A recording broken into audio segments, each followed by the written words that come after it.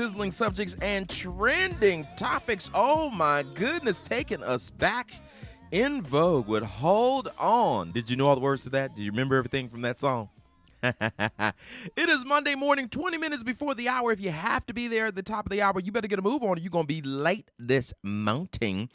I'm in the studio by myself. EJ Nicholas is going to join me a little bit later on. And make sure you join us each and every day right here on WERUradio. This is a 24-hour music fest and some of the best personalities this side of the Mason-Dixon line. I said it out loud. This morning, it's the We Are You Morning Crew. A little bit later on, taking you through your midday is the first lady of middays, Diamond. She's going to take you all the way from 10 until 2. And from 2 until 6, it is none other than the queen herself, Miss Sophia, from 2 until 6 p.m. with club chit-chat, a little bit of this, a little bit of that, a whole lot of laughs and some great music. And at 7 p.m., it is our very own, out of New York City, DJ Baker. Gives it to you raw and uncut. Some great LGBTQ artists, just the way they recorded the songs, no filter, no edits. They're going to give it all to you the way you like it. In the meantime, I'm going to give it to you. Some sizzling subjects and trending topics. Now, from his time on The Fresh Prince of Bel-Air, his bad boy days, Will Smith has always been one of those funnier actors of Hollywood, some would say. Now, however, he's never truly delved into stand-up comedy. Now, that will all change in the coming months as he is preparing to executive produce and host his own comedy special for Netflix. You know, Netflix makes people come out of retirement to get that check. Netflix got them checks for, I'm just saying. I mean, Madea has come out of retirement. Will Smith has never done stand-up, and he's getting ready to do stand-up for a check. Netflix writing them checks for that. I'm just saying.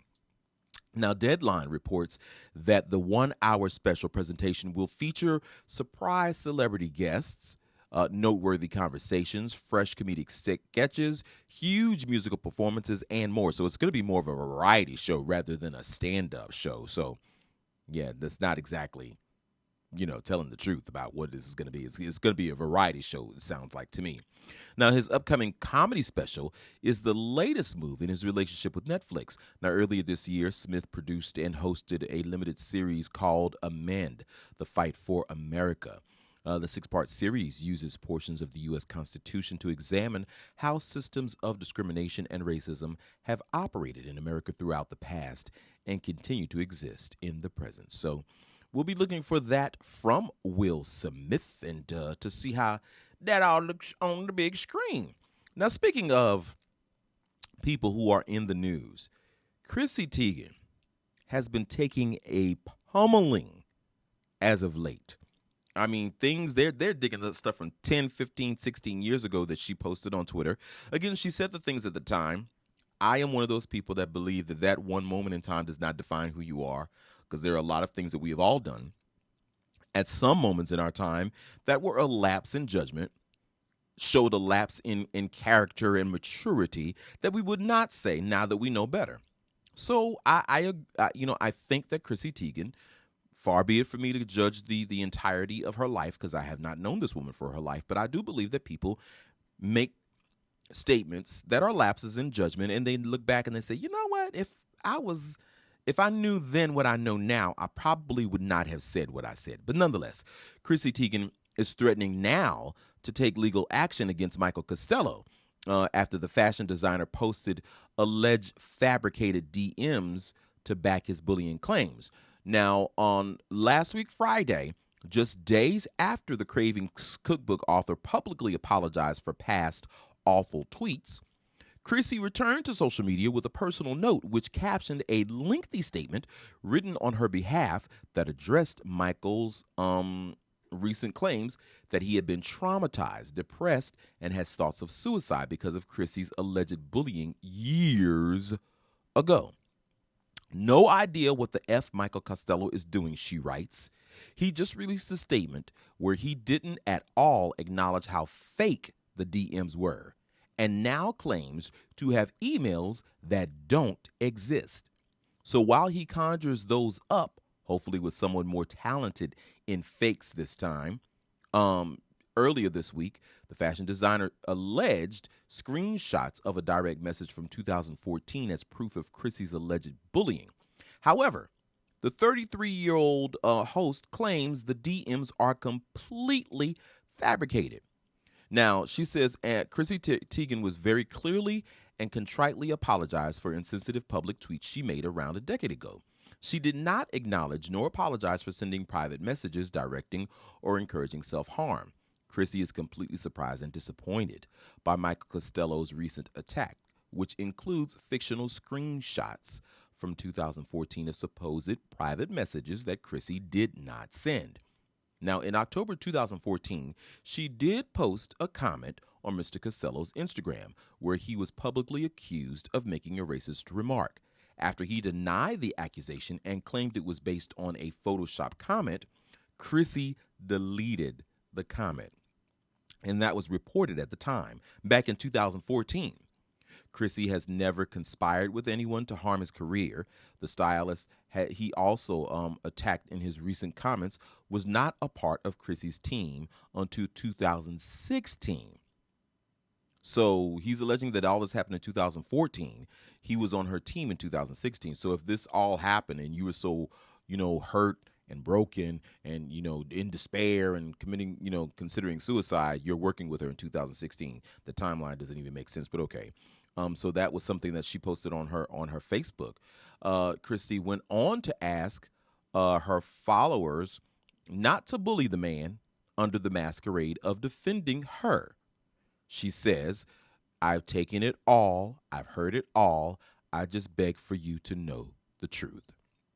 Now, Chrissy, like I said, has been taking it from all sides. And some of the stuff that she said.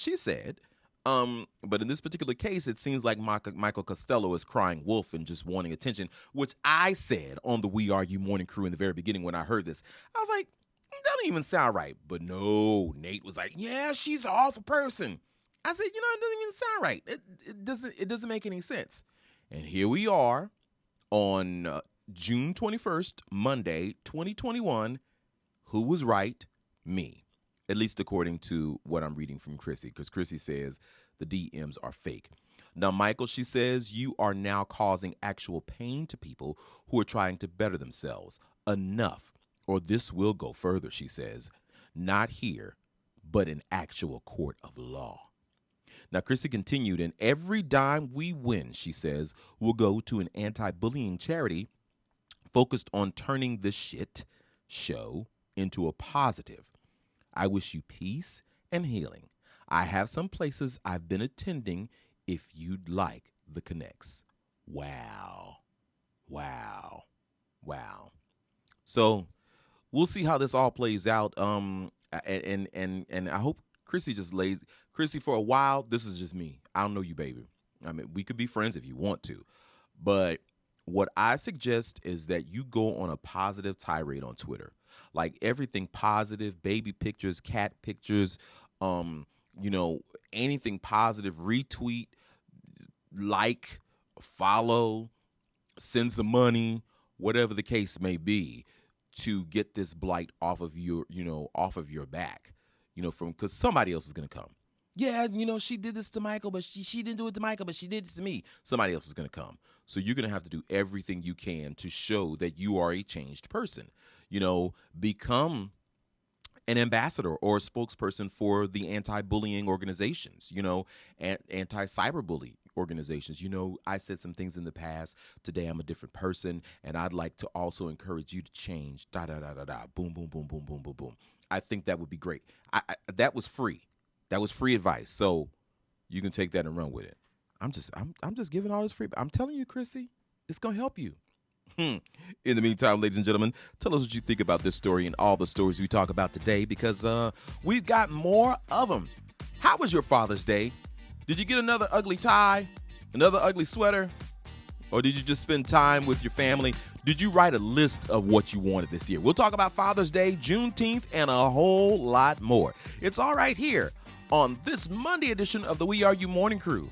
Hey, y'all.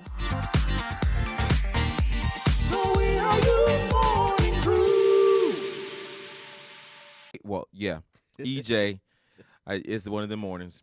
EJ Nicholas is in the studio with me. Good morning, sir. Good morning. How you be? Whew, I'm doing good. I need espresso.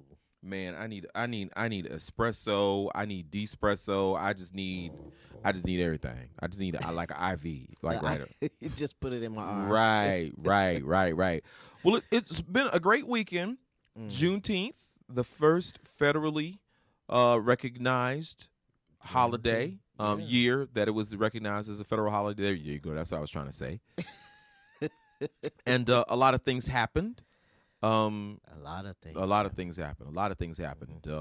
But one of the things that I want to talk about is this. You know what? I want more time to talk about this. I want more time, and we only have like 10 minutes. So we'll talk about Juneteenth. But we got another story. We'll talk about this other story that I want to talk about in the next hour.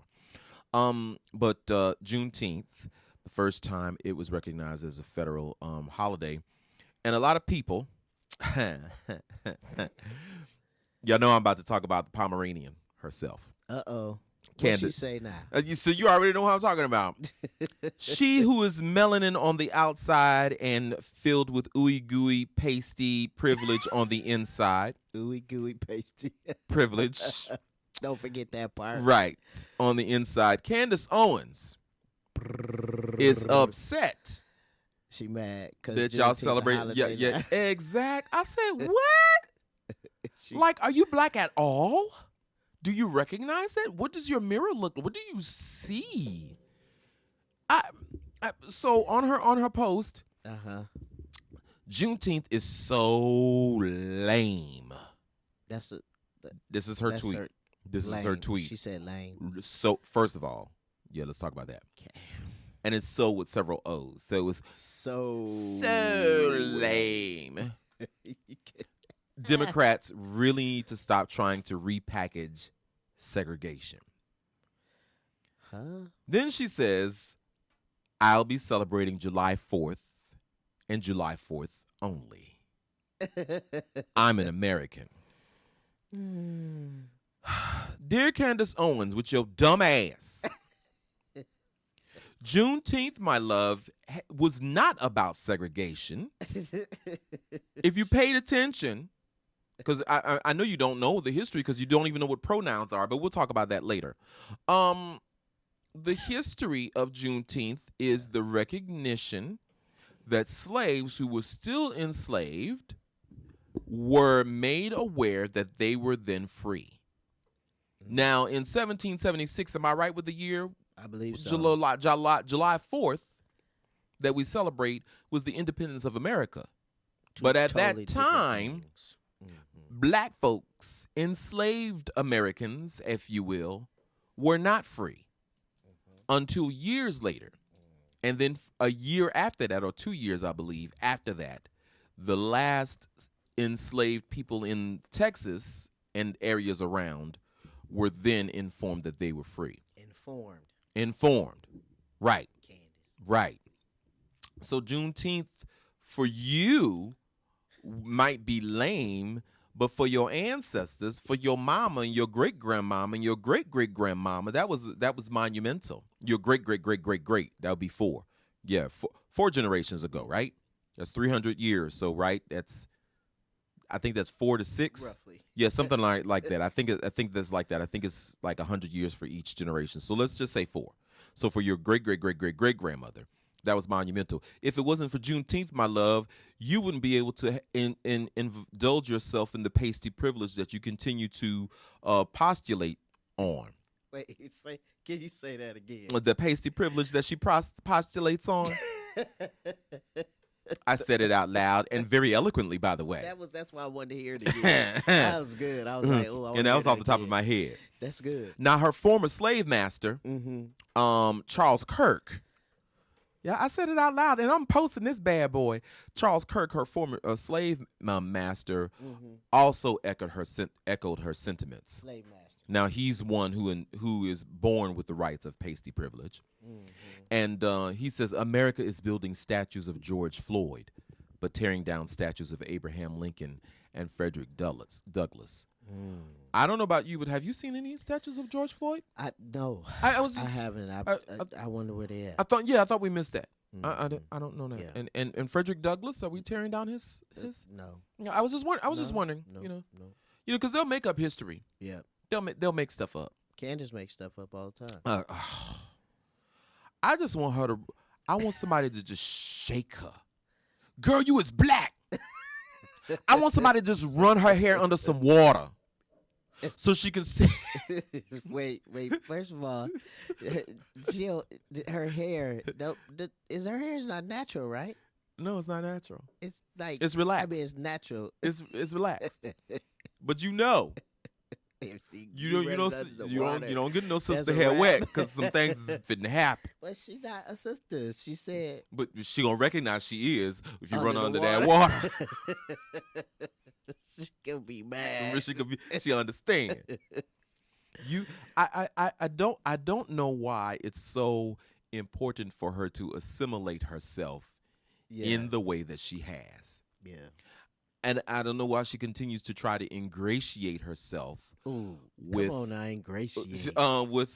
With the right wing, conservative, abnormal people. Trauma. But she needs to deal with that trauma. Yeah. Like that. Iyanla, call Candace, girl. Today. That would be a good episode. That would be a good episode. And we're going to start with pouring some water on her head. Baptize it. So you can see and look in the mirror so you can see yourself. Ma'am. Baptize in the name of Revlon. Oh, Jesus. How do you go to sleep at night? I mean, I get it. And I'm going to say this. I'm going to say it like I need to say it. Just say it, George. I know you go to sleep next to your owner. Wow. I said it out loud. Wow. And so it's important for you to assimilate with those people so that you can feel you're a part of. But let me tell you something, darling. At the end of it all. At the end. At the house, when you're not there, his mama call you the N-word. Ooh, you think so? I'm sure. I mean, she may not say it in a derogatory, but she's one of the good niggers. Ooh. You know how they do. Yeah. She's one of the good ones. You're a good representation of your people. Wow. That's deep. Yeah. Trauma. And do they have kids? Yeah, she just had a baby. So imagine the trauma. So now your child is gonna walk away with this misidentification, this misinformation that you are indulging yourself in or being brainwashed. I don't know what it is. And again, I want to say this out loud. Candace Owens is a highly intelligent woman. She's not a dummy. Right. But I think that she misuses that intelligence. Misaligns. That's the word. That's good. Misaligns that intelligence and use it not for the greater good. Definitely not for her own greater good, and certainly not for your child who is half black. Right. So what you gonna tell your child? Juneteenth was lame. You have insulted every generation before you. You insulted your black mama. Right. And your black daddy. Right. And possibly with intent, because I believe there's some trauma there. Oh yeah. No excuse, but I do believe she's had some serious trauma. You know, and you gotta know, like you schooled me the first time we talked about Pomeranian. It's about the algorithms and her staying relevant. And she only talks about things that gonna throw her right there in the thick of things. Yeah, and some things I wonder if she really even feels the way she says. She just or thinks is she it just all say about it for the camera. algorithm? Yeah. You know, yeah. like seriously. I don't know, for likes and giggles and shares, if I'm trying to sell my soul. Oh no, I'm not. Yeah. So, ma'am, as I look at the camera this time, ma'am, I'm talking to you, Candace, ma'am. I want you to look at yourself. Pour that water on your head. Pour that water on your head and just let it dry. And look at yourself in the mirror and say, I am not pasty and privileged. You so crazy. I am moderately melanated. Moderately melanated. Because I don't know she's good. Yeah. I am moderately melanated. I am black. And I don't mean you don't have to act a certain way to be black. Right. Just stop acting so pasty and privileged, because you're not. You feel better, George? No, I don't. I want y'all to see George. George, you feel better? Girl, no. I'm traumatized. We'll be back. Now, ladies and gentlemen, if you watched the internet over the weekend, there's a story that a lot of us in the community were affected by. Yes. A young man by the name of Tyler. And first of all, shout out to Gayemagazin. Now, yes. I'm not sure if it's pronounced Gayemagazin or Gayemagazin, so y'all call me and let me know. But that young man and those people on that staff are doing an amazing job. I've been a fan of them for a minute.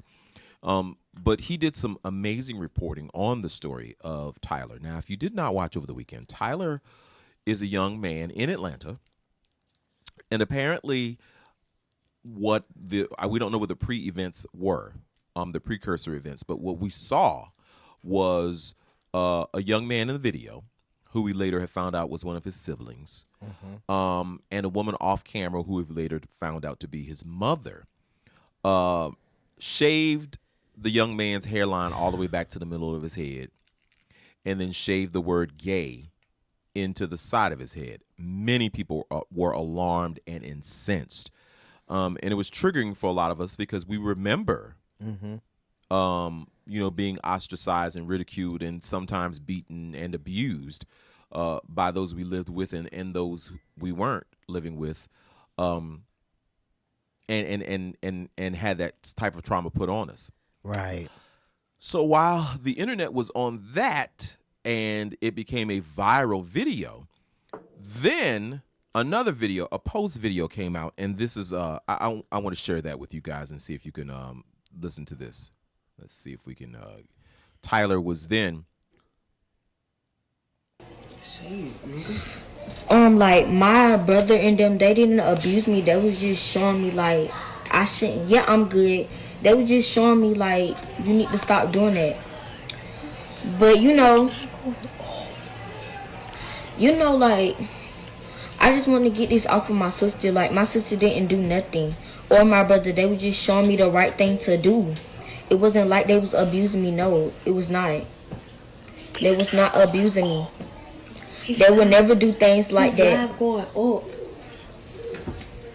You don't need to stop. I'm still gonna be myself, but I just need y'all to like take that stuff down because like them my siblings and y'all. Do y'all know what this is doing? Like.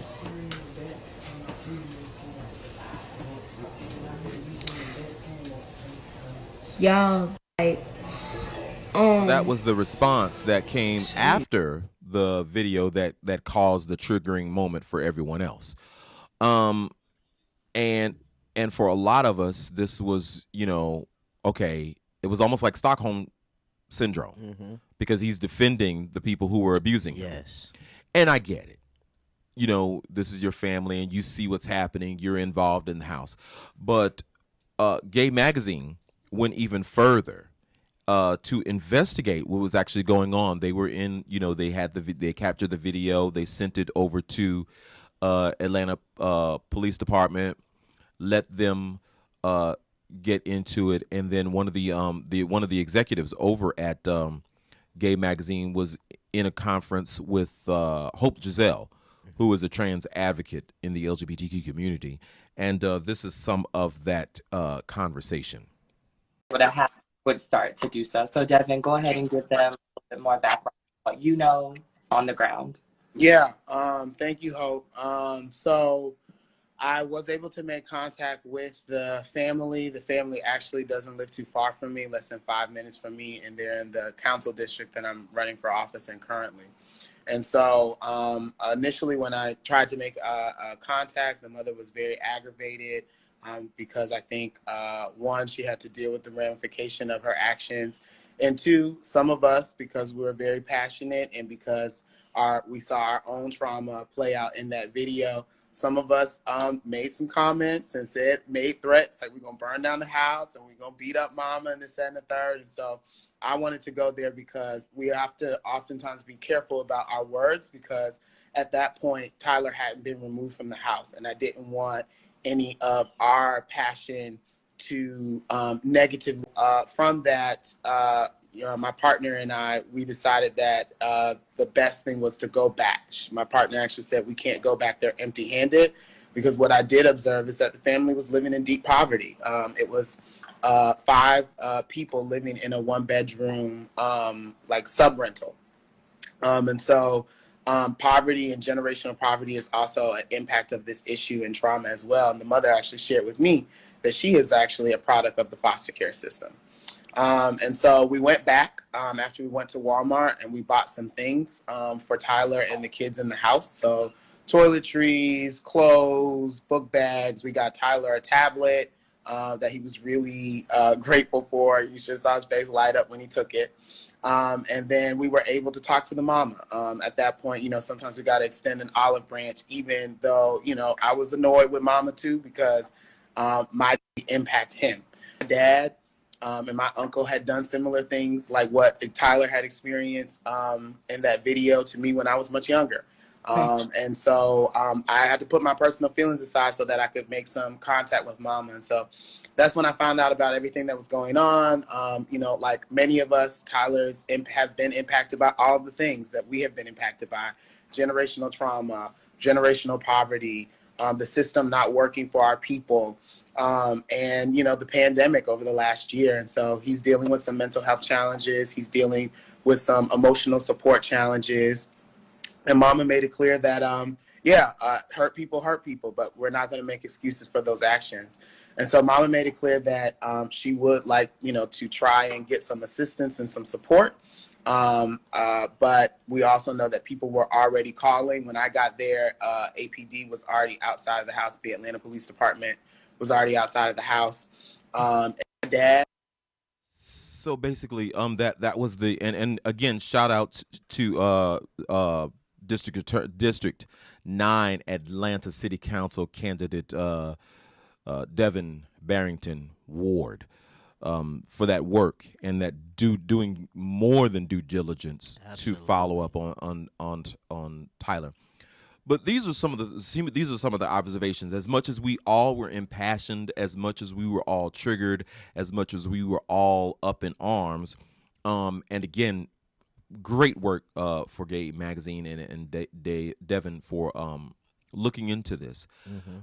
One of the things that concerns me, and in the report, but you don't read, and I believe it's a little bit later on in the conversation with Hope Giselle, is that Tyler was removed from the home at midnight.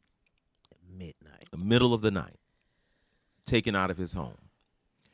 And he's in the care of DFACS. And I believe Devin says this a little bit later on. There was one more part to that I didn't play. But now he's in the system. And Devin, he said he's going to follow through and follow up and make sure that they are doing the right thing when the court case comes about, because they're going to have a day in court. And while I think it's good that the community activated itself, I think that there was a missed moment. Okay. And the missed moment was, here we see this young man seemingly being abused. Well, obviously being abused. Mm-hmm. He was under some duress. Let's say that. He was under some direct duress by the actions of the people around him. I think what should have been done and could have been done is that a resource manager or resource person should have been called rather than the APD. Absolutely. And let's sit down and talk. Now, I don't know how that advocacy works. I don't know if they have to be put into the system and then the advocacies take place. Mm-hmm. I don't know how that goes, but I think that something like that should have taken place. Mm-hmm. I know that you have to remove him, but at midnight, right in the middle of the night from his home, how traumatizing is that? The other thing I was talking about, and please jump in, the other thing that bothered me is with him being in the foster care system, he has that gaze shaved on his side of his head. I don't know if they're going to shave that completely off. Mm-hmm. Maybe the family has by now, following these videos. But if it is in his head, you're putting him in present danger again. Absolutely. He's a target. An absolute target. Absolutely. So hopefully that was shaved. Don't know. And then who knows what the abuse is going to be while he's in that system. Right. Because there are older boys than him. Some of them very aggressive. I'm using my words carefully. Very, very aggressive, and may do him undue harm. Right. Who have been traumatized just like his brother did. So I fear for that. Finally, I think that if any of the family is arrested, now Tyler has to deal with survivor's guilt, even though it's not his fault. What was done to him, or the actions that follow. He's gonna live with that. Right. If his siblings are taken to jail, if his mom is taken to jail, if the rest of his family is put into foster care, right, and the list goes on and on and on. I really think there's so many layers to this, and you jump in. Absolutely. It's like, I think you called it generational trauma, or in the video maybe they called it generational trauma. And so now it's a continuation of that generational trauma. And one of the things, you made me think of so many things, but one of the things I wanted to say is that for any listeners who may experience triggering, to make sure you check in. Right. Yeah. Because I think that's something in our responses, in our reaction, we don't think about, like the viewers and the people, like the Devin was his name. Yes, Devin. Devin was saying, like, so people were saying that they were going to do this to the family and all of these things, and that's because people, like you said, have experienced these things. So I just wanted to say that if anybody was triggered, to make sure you check in and know that it's okay to check in, to make sure that you're okay. Right. And then the other thing is removing that child at midnight. I don't understand the logic of it. None at all. The only tiny bit of logic that I can give is they wanted to remove him at night to protect him from the community seeing what was happening. Okay. That's the only logic. And that makes sense now that you said it out loud. That's the only logic that I can see in that. But APD has what's called the LGBTQIA or LGBT liaison. Yeah, liaison. Yeah. So it to me, like when I heard you say, send someone there, like that would have been a person to go, and hopefully they didn't have police cars and squad cars and all that stuff, because there's already this tension that exists with the community and the police department. Exactly. So you got multiple layers. You have the issues with the black community and police, and then you have issues with the LGBTQIA plus community and police, and now you have this child who has all of these things going on. So prayerfully, they are getting adequate care. If nothing else, Tyler is getting adequate care to address the mental trauma that's going on, and that entire family, because again, absolutely, as Devin said, and I'm going to continue to say his name because I think he's an amazing, and if I am in District 9, and shame on me for not knowing, that's okay. I'm not sure what if I am in District 9, and I'm going to invite him so he can come and campaign. Absolutely. But yeah, I'm going to continue to shout out him because I think that it's important to think about that family and the trauma. Why does the mother think that was the appropriate response? Right. Why did she give permission to his sibling to go follow through with that? Absolutely. What was her trauma? You have to deal with that because she was okay with it. At the time, she saw nothing wrong. She didn't know no better. Yeah, she didn't. And I'm not making an excuse for right. her. She's teaching what she has knows. been taught. Right. Now that she knows, what I applaud Devin for saying is that she said that she's willing to get help. She wants help. Yeah. So, sometimes these things happen. We act in ways that we don't even know our results of generational trauma. But then when the light bulb comes on, unfortunately, this light bulb came on all over social media. But just think about looking at the positive side of this. Just think about how long this has gone on, and now prayerfully it will finally get some attention that is needed. Like, thank God for that. Yeah. If nothing else Right. comes out of it, thank God for that. Because now, like, he doesn't see it, but he's a hero, or they're a hero. Tyler is a hero now. Yeah.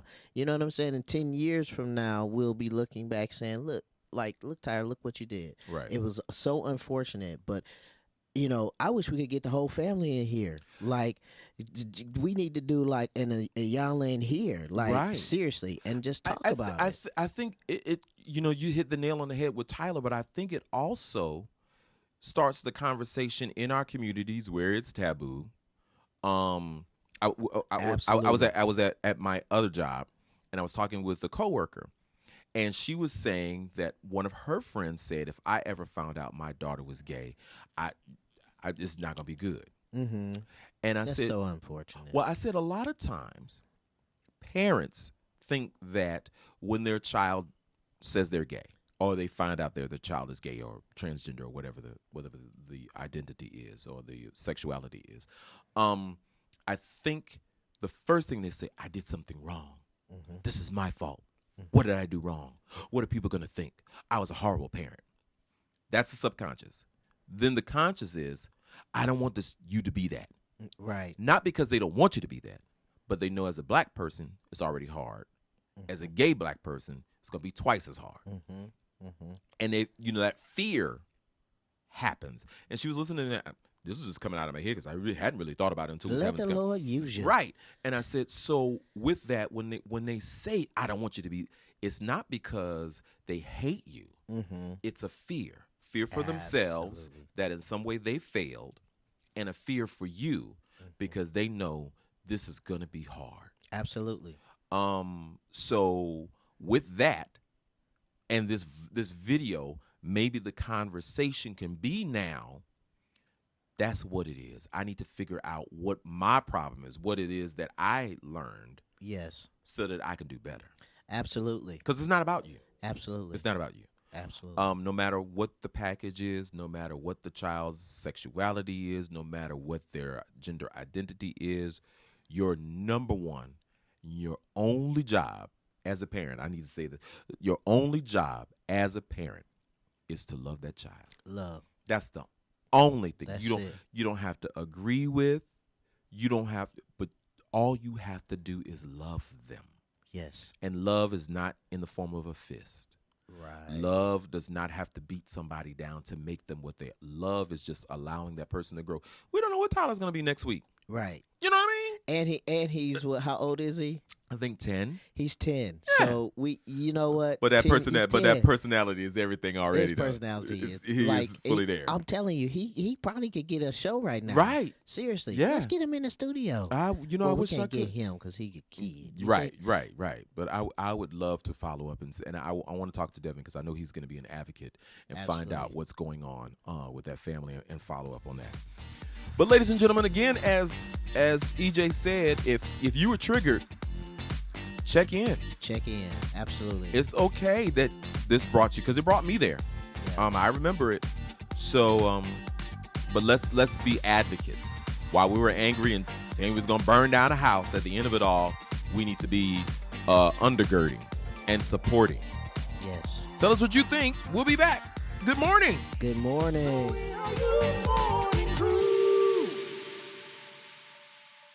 Are you getting